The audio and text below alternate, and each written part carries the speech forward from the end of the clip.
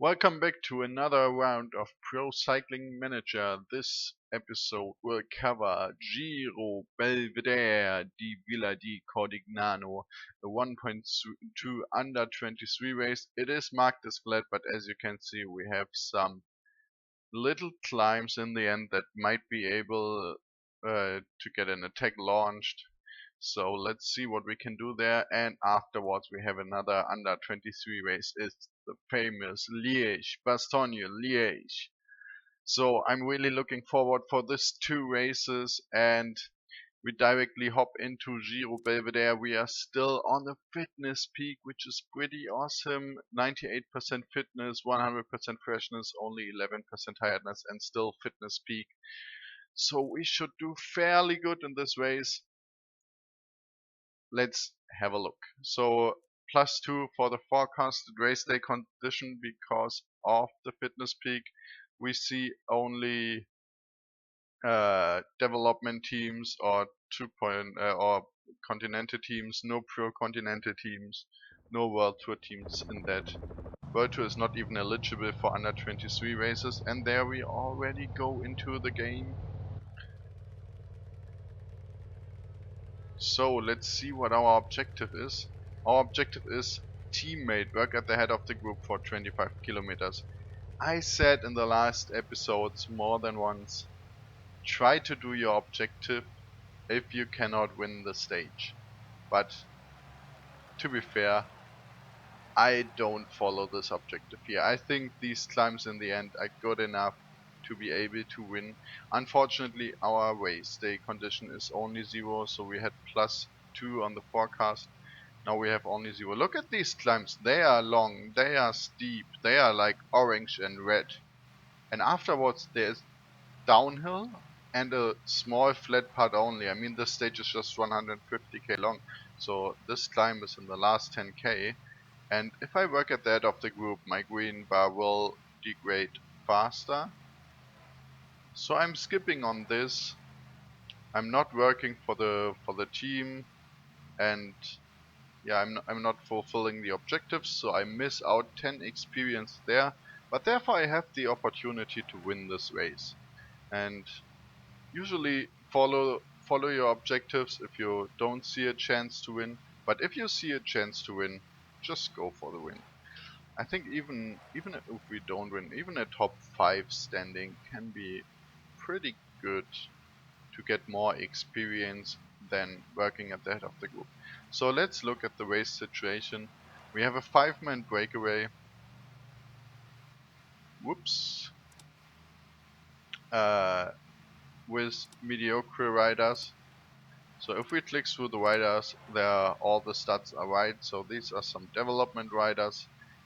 I don't expect anyone to stay out there. I think the breakaway will get caught. It's not that big as well. It's just 5 riders. Usually a breakaway has to be like up to 8 riders, 8 to 10 riders, that it's really dangerous. But a 5-rider breakaway should be easily manageable. I cannot control my teammates, but this is fine. And we are now reaching the first climb of the day pretty soon. So we will not attack on the first climb because it's too long to go to the finish line. If we slow down the pace now, we have 35k to go. The first climb is upcoming at like 33k, 32.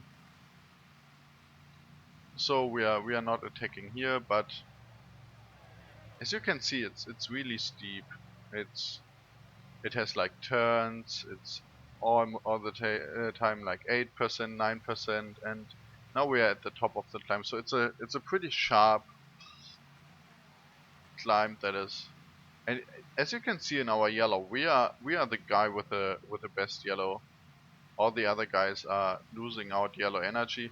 I hope someone is getting water, otherwise this might be enough.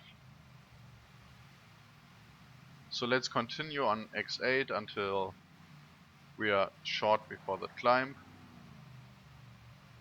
So we need to use our energy gate pretty soon so that our red degrades a little bit slower. Might use it now. It feels like okay now. So we have enough yellow for the final 15k. Our yellow bar is still full. Let's move at the top of the group so we can immediately attack when we reach the climb. Wow, they are pacing huge. So 85, and I cannot move to the front. And there our energy gear kicks in. So unfortunately we don't have a sparkling red bar, but we still keep on attacking. They are trying to follow us. No, no, no, no, no, don't block me, don't block me. Oh my god, this block is so intense. That block costs me a lot of time, actually. There was like at least 20 seconds. So otherwise I would have had at the top like more than 30 seconds now. Yeah, it's still 30 seconds, but that block was really annoying. Still, we got 38 seconds and we have to hold this now. Our yellow is still halfway full and we are going on a downhill pretty soon. So I hope this yellow is enough. So we still have 32 seconds. Our whole team is in A1, so we can do whatever we want. Going on a downhill now, the red recovers. This is pretty good for us because then we can, if the peloton keeps getting to us, we can pace higher tempo at the end. So the yellow is also enough, so we go up to 90 effort, so our red degrades a little bit faster, but we can pace higher tempo. Like we have a slow, oh, red isn't even degrading. So we can even go to 92. Put as much effort as you can to just keep the gap. And as I said, we will win this race. We have 2k to go, it's 30 seconds still. We can go 99 now. And yeah, the climb was long enough, it was steep enough, so no chance for a sprint. And we won that race. And now you can see after the race, if we would have done the objective, it might have been 10 experience. But going for the stage win definitely gives more than 10 experience. I hope so at least. I'm not sure, but I think we get like 30 experience for that. So let's have a look at the results.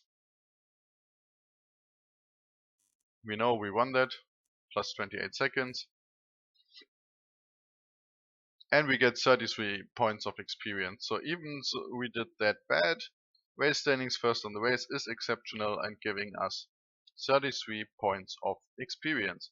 So always go for the stage win if you think you have the chance to do so.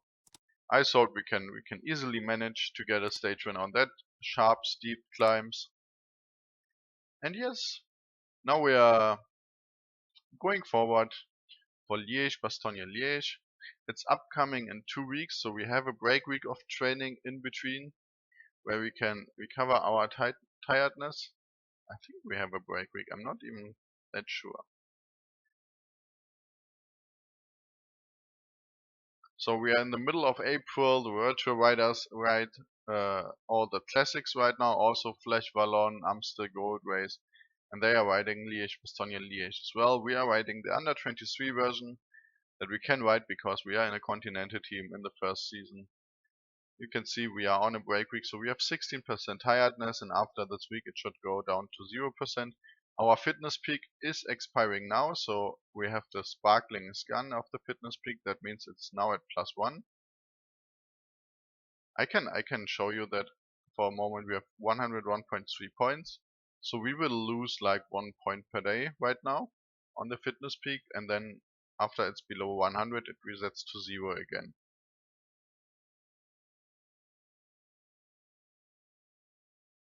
So yep, now we have the point where it resets to 0. Our next objective is Tour de Pays de Savoie in 49 days, so that's exactly 7 weeks to build up a fitness peak again. We have plenty of races in the meanwhile, so yeah, that might not be a problem to get a fitness peak until Tour de Pays de Savoie this time. In the early season it was a problem because there were just not enough races to get race points. But just by the training points, we have 49 days. If we get like 1 to 1.5 points, we get approximately 70 training points until then. And on top of that, we get a lot of race points as well. It's more than 30, I know, so we will definitely have the fitness peak on Tour de Pied Savoie. So I can explain you that a little bit more as well. The fitness is, if your fitness is above 95, you get 1.5 points per day. If your fitness is between 90 and 95, you get like around 1.2 points per day. And below 90, like it degrades. If you only have 60% fitness, you get 0.7%, 0.7 points per day. For every race day, you get 3 points. So we have Liège, Bastogne, Liège, 5 states of Tour de Azerbaijan, Bernard Rundfahrt, that's 7, Ronte-Lisa 11, Paris-Roubaix, that's 12, 16 races. Before Tour de Pied Savoie, 16 races means 16 times 3, that's 48 points just by the races, and we get more than 52 by the training, so we will definitely have a fitness peak. We can even get rid of Paris-Roubaix in my opinion. We don't need to write this, we will get fitness peak anyway, so I'm slightly adapting the schedule because so we have a break week here. I don't like this break week because it's too close to our last break week. And if I kill out Paris-Roubaix, I can train hard here and can make a break here, which is pretty awesome. You see our fitness is slightly better than over the whole time. And the only thing we have to do is get rid of Paris-Roubaix. And we could even put the Baltic tour inside, but I don't want to write this actually. I just don't want to write this because it stops on May the 21st, and on May 22nd the Ronte-Lisa starts already. So our freshness cannot recover in between because there's no break day. That means we might not start on full freshness for Ronte-Lisa, and this is actually a major objective for us because it has 3 mountain stages. It's really important that we do good in this race because it's like it fits our riders so well, and the Baltic tour is just flat, flat, flat, flat, time trial, a long time trial where we can never win, and then a hilly stage which has like a not steep enough hill, so it will end in a hilly sprint somehow. So this is not pretty interesting. But yeah, we've our training plan looks a little bit better this way because our fitness will even be at like 100% in between and 99%, 98%, and we can have a break here. Our tiredness is 32% after the national championships, and then we have a break week. Setting this down again. That looks pretty good. So, but yeah, enough of the theory and the managing part. Let's go to Liège, Bastogne Liège under 23.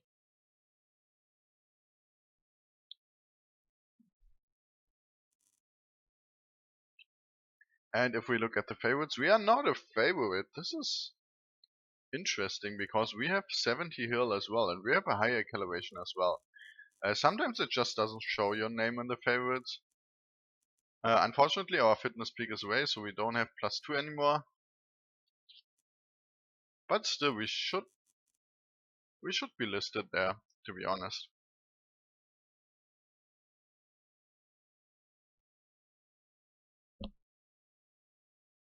Anyway, this is a super interesting race. You see a lot of climbs in between. 1, 2, 3, 4, 5 larger climbs and like plenty of smaller climbs still. And it ends on a flat, so attacking on this sharp climb might be too early, and attacking on the last sharp climb might be too late. So we will have to see. Maybe even attacking on the big climb. We have to look for our yellow bar, how full it is by that time. How the other favorites are doing, what is our objective in the race, whether we have teammates who can guard us. So that are all factors for when to launch the attack and if to launch an attack. Oh, the weather looks terrible. There's rain. It's pretty cloudy. That means a lot of crashes might happen in the downhill parts. And we have a free element. We can choose either finish in the top 30 or get some exposure during a breakaway. Unfortunately, we have again -1, even though our forecast was 0. But yeah, I will go for the stage objective, finish in the top 30. I will not go on a breakaway. Oh wow, this is a huge breakaway. This is 12 riders. It might be a mistake not to go for the breakaway. 12 riders is a lot. I should have realized that earlier, but I was on plus X8 already. So the big climb in the end is not that steep. The steepest climb is the second last climb with full red. That might be the most interesting climb. Let's have a look at the breakaway. So we have our teammate in there with 65 fill. Again 65, 64, 64, 64. So no real favorites. I think the best one got 64 hill.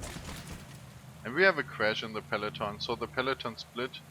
All the guys in the breakaway have at maximum 64 hill. We have 70 hill, so we might be able to catch up. Even so, the gap is pretty big already. But yeah, we are, unfortunately, because of the -1, we are only on 71 hill. At least we got a +1 there as well, but all the other stats are quite low. You maybe wonder why we have only 3 stats with -1. It's because our fitness is so high, it negates each other. So if you have a high fitness, you usually have +1 on every stat anyway, and the race day condition on -1 takes it away again. So there's only +1 on hill left. So going into the first climb, peloton is back to 87 riders. Good thing for us is that the breakaway is not that far away with 3 minutes. But as you can see, my teammate was 64 in the breakaway. He's still on full yellow bar as well. So, oh my god. Now we had a crash. Yeah,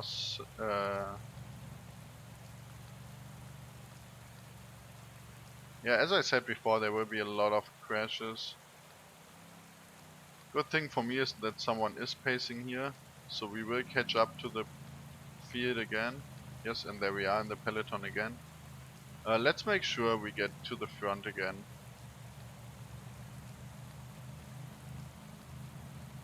Oh no, we are not even in the field, it's A1. So the peloton contains 16 riders.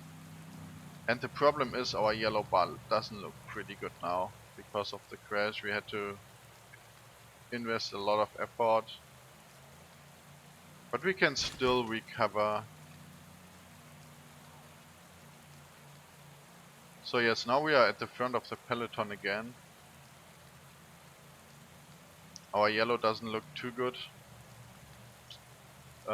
We just have to survive this climb for the moment. Afterwards there's a long downhill part where we can still get back to nearly full, I hope so. The riders in E1 are having problems with their yellow soon as well, but my yellow looks way worse. So first downhill part is over. Now we are on a flat part and we are going in the next downhill part as well. But yeah, my yellow doesn't look too good. I mean, it's recovering, but it's recovering too slow.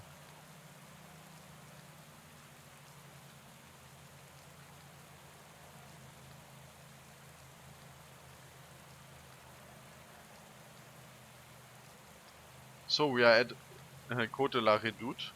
Everyone knows Redoute from Liège-Bastogne-Liège, one of the steepest climbs in there. And yes, we make sure we pace 85, we don't want to pace more than 85. The field is even pacing less, so we move to the front. But we just want to make sure we are not caught in the back, so that's why I'm dotting here. Still, the E1 is still 2 minutes ahead. I can't even get to the front because they just block all the way. Côte de la Redoute is too narrow to get to the front.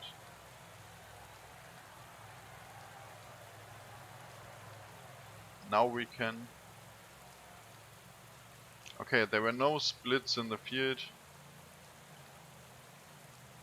I should have not went to the front because I need water.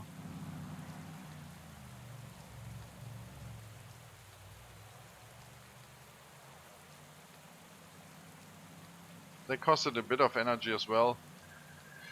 Yeah, I think it's going to be a breakaway win, to be honest. The breakaway still has 2 minutes and yeah, the yellow bar of my teammate looks too good on the breakaway, so yeah, that's not looking good for the field. I mean, we are catching up a bit, but that really looks like a breakaway win. We still need to make sure that we are top 30 to fulfill the goal. They are pacing really high now. It's above 85. We don't have enough yellow to attack. Peloton is down to 12 riders. E1 is still 11 riders. So yeah, but our yellow just doesn't look good because of the crash. It's still because of the crash.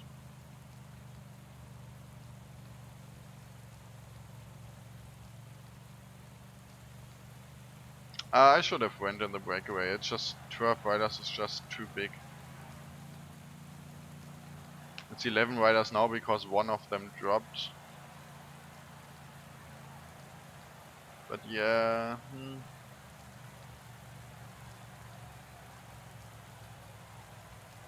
they are not pacing. I'm not pacing as well. I'm just, yeah, the gap is widening. I don't know.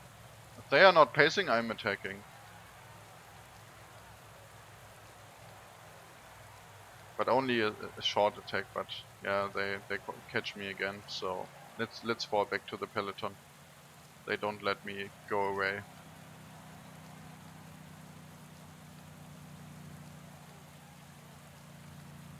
So yeah, it is going to be a breakaway win. So we are just battling out for P12 to P22.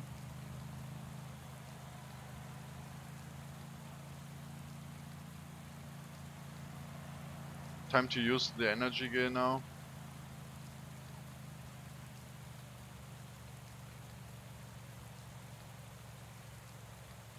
We are on the last climb of the day. Oh my god! Oh my god, the front group is not doing shit. We catch the front group.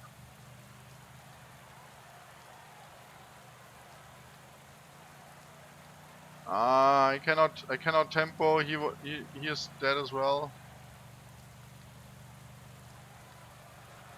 Well, two guys caught the front group. Man, if just our yellow was better.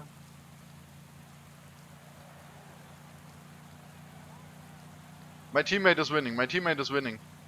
Oh my god, my teammate won.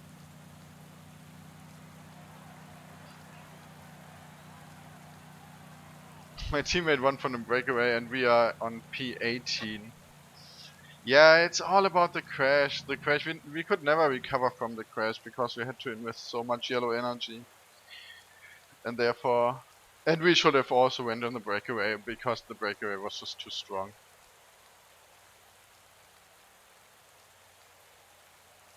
Anyway, top 30 result. We achieved it. Still top 1 would have given so much more experience. But that's how it goes. Sometimes you win, sometimes you lose. And yeah, this time we were only like 18s. A lot of guys had to risk draw, was pretty rainy, many crashes. But still, plus 24 points. It's okay for the moment. We have like very good of the evaluation. But winning this would have given like 60 experience. It's really a lot if you have like finish in the top 30 as objective and then finish first. You get plenty of experience.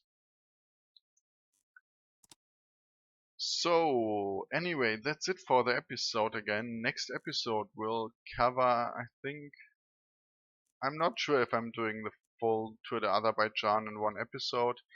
It starts out on a flat, which is pretty uninteresting. Then we have a hilly finish. That is pretty interesting for us. Another hill finish with a hill sprint. Then we have a mountain stage that is actually not that steep, so could be a nice stage for us as well. And it ends out on a flat stage again. This is a 2.1 race, so it's a really tough race to the Azerbaijan. A lot of World Tour teams will attend, or at least some World Tour teams will attend. So we have to battle with the World Tour teams. And yeah, we might. I hope we are leader in that, and that we can do some maybe top 10 result in the general classification. That would be awesome. So tune in next time for Tour de Azerbaijan, and see you then.